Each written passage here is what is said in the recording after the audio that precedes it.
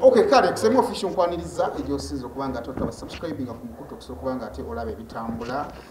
kansubiro oli bulungi masjid amale ubanga jetagisa okujambala joze sanitizing kyekira kyosobola okukola kunaba ngalo sanitizing social distancing muleme kulala covid waddala kale olunaku olwaleero azizio tubeera mu up close yoshungoletera abatuletera abantu baffe ab'enjawulo celebrities bayimbi bazanywa movies n'abantu abalala ab'enjawulo tusuubira nti baba n'emboozi okusobola nga tunyumyamu okumanya kiki bali biki bye bakola biki bye bakoze okutuuka we bali n'ebyoyinza okuba nga ate olowooza ko ebiyinza okuba nga bifuula omuntu omulungi maybe naawe amugoberera okwongera okuba nga ate omutegeera kuseti olunaku olwaleero nina voice boy abavubuka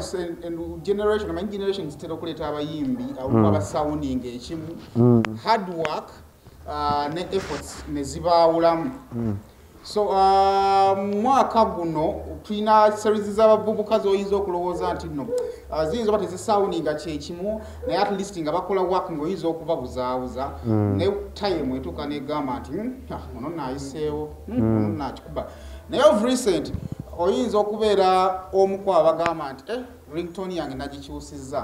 nkozesa oluyimba bass ringtone yange nagikyusizza nkozesa oluyimba omwoyo abalala mutandise okukola otunula ku following ye ku YouTube abantu gye balamu music we kitegeeza nti ennyimba z'abantu baziraba nga tonneeyanja sooka onkubira akayimba ka bass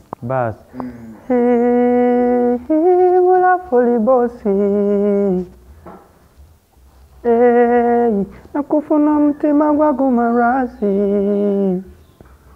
baby ntya kukusa mu basi kyemanjiya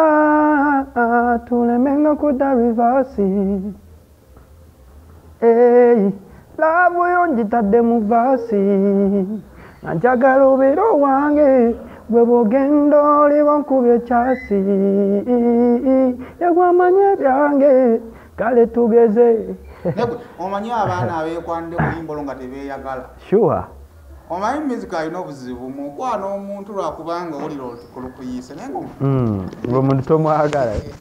abaana bali mu bufumbo lwalimba lwa baasi waliwo be baategulako ebyabwe naye nga ganene singa tekaali kayimba eyantitegula anoonya omuyaye yamutegula tamayina gyali anyway kuseti na Liam voice era nga yeyita voice boy tugenda kuba tunyumyamu ku lugendo lwokwongera okumanya yaani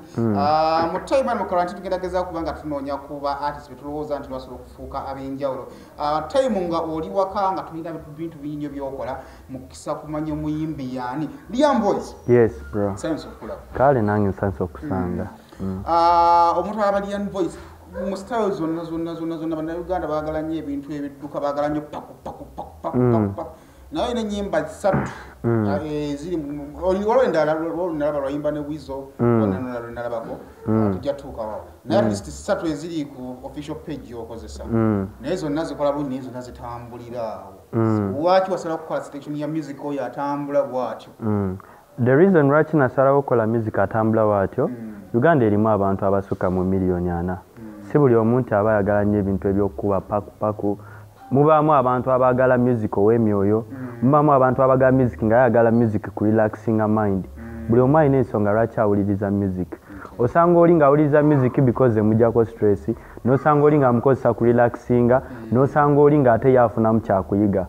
so kati nze nasalawo ne ŋŋamba nti abantu abaagala ebidigida already bali occupied balina ababayimbira so ate nange soba kujja kwongerezaako nengamba kantekinge another route abantu gye batawadde attention because tulina abantu abaagala music nga oli agala atuula awuliza akayimba mu motoka ye avuga mirembe gye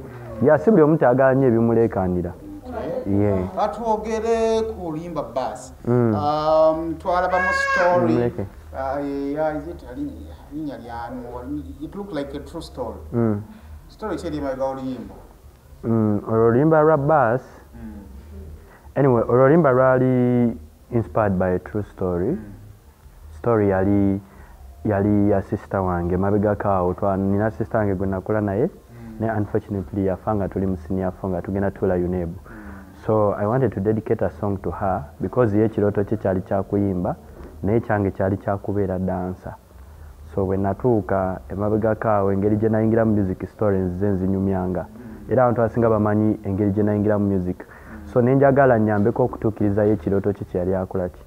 kyeyali agala kuba teyasobola kukituukiriza. So I dedicated the audio to her naye video twagijja era ali inspired by a true story. Waliwo omuwala gwe bayita Nabatanzi Tracy bamutomera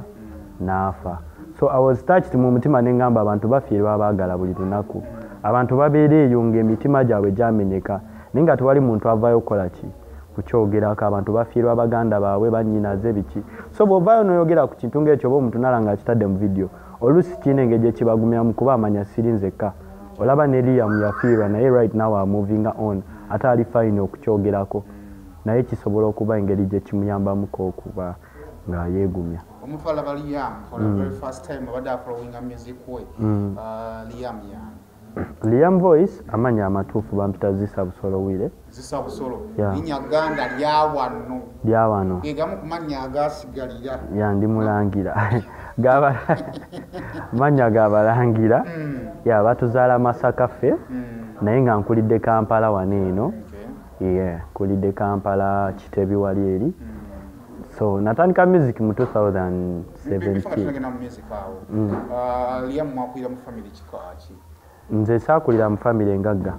Nakulira mu family kyenyinza okugamba tetwali baavu nnyo nti tubulwa ekyokulya naate sifa abaali abagagga ennyo. So nakulira mu family nga it's a ghetto life kuhasolinga nti n'amasomero nasomera mu ga gavumenti okitegeera because abazadde tebalina busobozi bumpa education bulungi naye they tried. Masomero tunagenda ku masomero gwene sister because kirabikanga waliwo connection y'amaanyi ng'abaana batumwakulanga mwogera ku biki mwesuubiza biki? Fe kati nze ne sister wange kuviira ddala mu buto twali mu class yemu by the way. Kitya okuviira ddala mu nursery twabanga mu class omu ku ffe yadireyinga okutandika okusoma and that was me. So ye nansanga ekitegeera kati twakulira wansi wali eri Kitebi twakula babiri nze naye. So ebintu bye twesuubizanga byalinga bingi naye ebisinga byenyinza okugamba byalinga bya buto. Ekyetwesuubiza ekyali kisinga okuba ekikulu nti she wanted to make a better life after school. Yalinga ayagala nnyo okutereeza obulamu era yali ayagala nnyo Queen Bella. Omanyi Queen Bella? Katwakulanga ayagala nnyo oluyimba yali ayagala kuba ragamuffin. Twakula nnyo ng'ayagala nnyo Queen Bella nti ne ku ssomero yatukanga ng'amayiminga nnyimba ezo nga ye ayagala nnyo okubeera ragamuffin. So bingi bye twesuubiza ebisinga bye sitasobola kwogera ku kamera because byalinga between me and her naye Mukama abadde wa mukisa nti right now ngenda mbituukiriza ebimu ku birooto bye byali ayagala. Abantu ababiri nina soyinza okuba nga efaanaganako bwekyo because abantu abazaaliddwa nga bali babiri naye mbanga oyinza relatives bayinza okuba nga taata alinayo abaana naye relationship ya ng'omwana maama ne taata abaganda bagamba ebbeere lirina gye ligatta ennyo. So omuntu bw'aba ebiseera ebisinga kikutwalira obudde to accept kikutwalira obudde to move on. Olumu ogamba ndi omu nga tulina baganda baabalala balikanga bw'obodde naye nga reality just tonagisinkinga mu businkizi.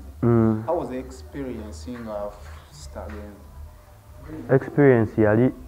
yali etiisa nnyo kubanga nali sikikkiriza. Ekisinga n'okunnuma nti saamulabako bwe yafiira saamulabako because nali scared. Twali ku ssomero one day n'alwala so bwe yalwala ne muzze ewaka nze ne nkomawo ku ssomero ne nsoma. So bwe namuzze ewaka ngenda okuddayo kawungeezi ewaka nga baŋŋamba sisita embeera si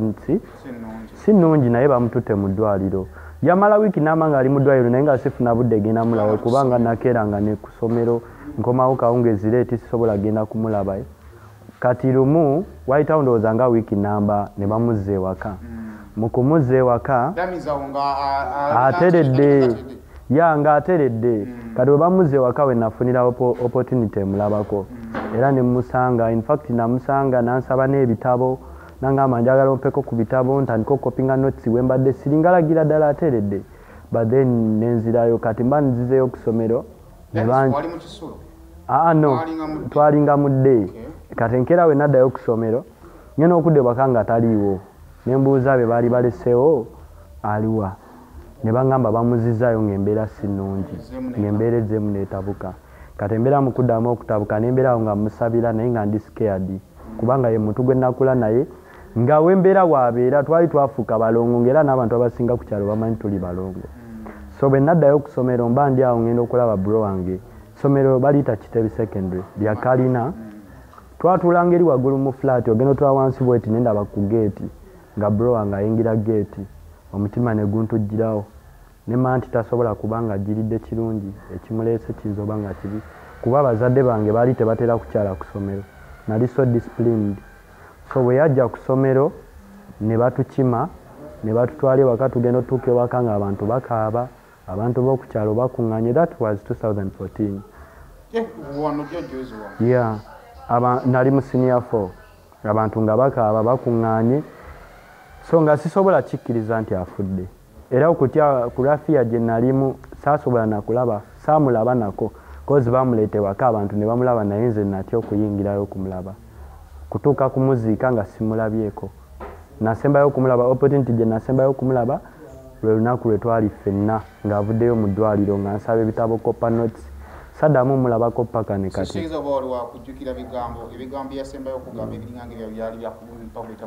ya